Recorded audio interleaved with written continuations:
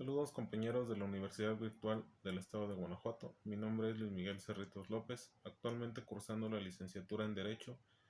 el módulo Derecho Procesal Civil 2, y nos encontramos en el reto 4, que lleva por título ¿Conoces el trámite de los juicios especiales sobre estado de interdicción e hipotecario? El nombre de mi asesor es Alfredo Hernández Pérez y mi número de matrícula es 190-134-82. La fecha de elaboración del presente reto es el 20 de febrero del 2022. La intención del presente reto es contestar dos requerimientos específicos. El primero es: realiza un análisis comparativo en el que exponga los aspectos más relevantes del juicio especial hipotecario en los estados de Guanajuato y Tamaulipas, en sus códigos de procedimientos civiles respectivos. Para el Código Civil del Estado de Guanajuato,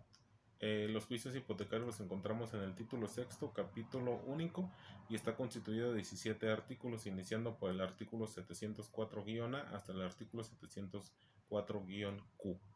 En el estado de Tamaulipas los encontramos en el título octavo, capítulo quinto, conformado por 13 artículos, iniciando por el artículo 530 y terminando con el artículo 542.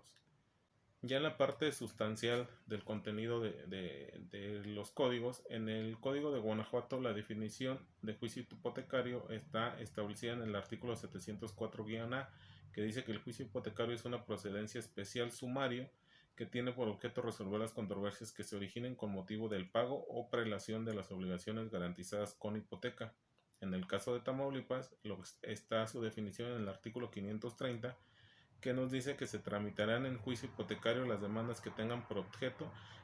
exigir el pago o la prelación de un crédito garantizado con hipoteca. En este caso, en Guanajuato, hace la especificación de que se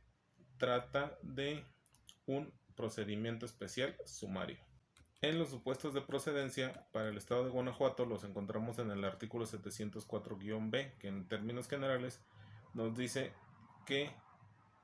es requisito que el contrato de hipoteca conste de escritura pública o documento legalmente equiparable a esta, debidamente registrada, y que el plazo de pago se haya cumplido o sea exigible conforme a lo pactado en el contrato de hipoteca. Pero menciona en su parte final una excepción que dice: no será necesario la inscripción de la hipoteca en el registro público de la propiedad cuando el contrato principal tenga carácter de título ejecutivo, el bien objeto de garantía se encuentra inscrito a favor del demandado y no exista respecto del bien hipotecado embargo, gravamen a favor a tercero, inscrito cuando menos 90 días anteriores a la presentación de la demanda. Para el caso de Tamaulipas, el supuesto de procedencia está en el artículo 531 y dice que para que proceda el juicio hipotecario debe reunirse los siguientes requisitos: 1. Que el crédito conste en escritura pública, la cual deberá estar debidamente registrada, y 2. Que sea plazo cumplido o que deba de anticiparse conforme al contrato de hipoteca o la ley. Ya la sustanciación de la demanda está para Guanajuato en el artículo 704-C y dice: presentando el escrito de demanda acompañado del documento base de la acción y de los documentos justificativos de la personalidad del actor, el juez, en términos de 3 días, si encuentra que se reúnen los requisitos fijados por los artículos, lo admitirá y mandará inscribir en el registro público de la propiedad. Para el caso de Tamaulipas, está lo relativo a la demanda en el artículo 532, que dice: presentando el escrito de demanda acompañado del documento respectivo, el juez, si encuentra que se reúnen los requisitos fijados por el artículo anterior, dictará auto dando de entrada a la demanda y emitiendo vía hipotecaria. En este auto deberá de contener lo siguiente, y menciona 6 aspectos que debe de cumplir. Entre uno de ellos está la notificación para el estado de Tamaulipas, que es el apartado 5, que dice: que orden que corre el traslado de la demanda al deudor y se le emplace para contestar en un plazo de 10 días. Para el caso de Guanajuato, la notificación la tenemos en el artículo 704-D, que nos hace referencia a que en el auto que admita la demanda, el juez ordenará que se requiera al deudor el pago de las prestaciones reclamadas, y en el caso de no cumplir, con copia cotejada de la demanda y sus documentos anexos, se correrá traslado al demandado, emplazándolo a juicio para que dentro de un término de 5 días ocurra a pagar lo reclamado o, en su caso, contestar la demanda y exponer las excepciones que al derecho le corresponda. Para la contestación de demanda en Guanajuato está el artículo 704-F, que dice: el juez revisará la contestación de la demanda y desechará de plano las excepciones referentes a las establecidas en el artículo 704-E. Igualmente desechará aquellas que sea necesario exhibir documento y el mismo no se acompañe. Para Tamaulipas, la contestación de demanda menciona, artículo 536, si en un escrito de contestación a la demanda se opusiera reconvención o compensación, se correrá traslado al actor por un término de 10 días. La apertura del juicio a prueba está en Guanajuato en el artículo 704-G y dice que admitida en tiempo y forma la contestación de la demanda, el juez en el mismo auto abrirá el juicio a prueba con un término de 20 días y se señalará día y hora para la celebración de la audiencia. En Tamaulipas, el artículo 539 dice, el procedimiento contradictorio se abre mediante la exposición del demandado, haciendo valer las excepciones dentro del plazo fijado para el emplazamiento. Las excepciones para el estado de Guanajuato las tenemos enumeradas en el artículo 704E y son 12 excepciones las únicas que se pueden hacer valer dentro del juicio hipotecario. Y para el estado de Tamaulipas, en la parte final del artículo 539 nos menciona que en los juicios hipotecarios son admisibles toda clase de excepciones. Las sentencias y recursos. Para el estado de Guanajuato las sentencias están contempladas en el artículo 704-K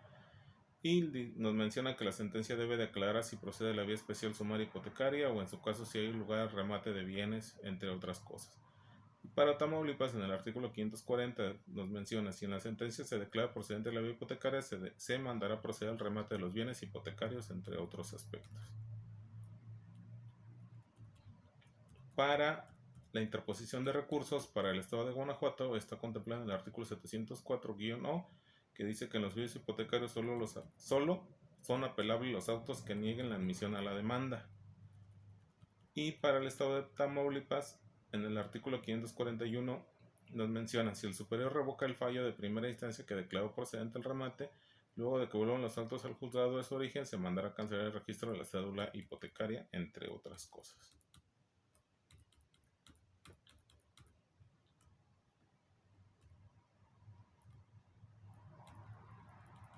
En lo conducente a los remates, en Guanajuato están contempladas en el artículo 704N, que dice se tendrá como base del remate los inmuebles hipotecados, el precio que señale el avalúo del presente perito, entre otras cosas. Y en cuestión de remates, el artículo 541 del estado de Tamaulipas nos menciona si el superior revoca el fallo de primera instancia que declaró procedente el remate, luego de que vuelvan los autos al juzgado de su origen, se mandará a cancelar el registro en la cédula hipotecaria, entre otras cosas. El segundo requerimiento del presente reto es identificar y describe dos juicios especiales contenidos en el Código de Procedimientos Civiles del Estado de Tamaulipas. El primero que identifiqué fue el contemplado en el capítulo 6, que dice juicio de desahucio. Y la definición está en el artículo 543, que dice: el juicio de desahucio procede cuando se exige la desocupación de una finca o local por falta de pago de 2 o más mensualidades de renta. En lo conducente se aplicarán las reglas del juicio sumario. Otro juicio especial es el contemplado en el capítulo 9, que es interdicción e inhabilitación, que su definición está en el artículo 568, que nos dice: la demanda que se presente con objeto de obtener la declaración de incapacidad o interdicción de las personas con discapacidad intelectual, discapacidad auditiva y del habla, ebrio, consuetudinario o habituado al uso de drogas y enervantes.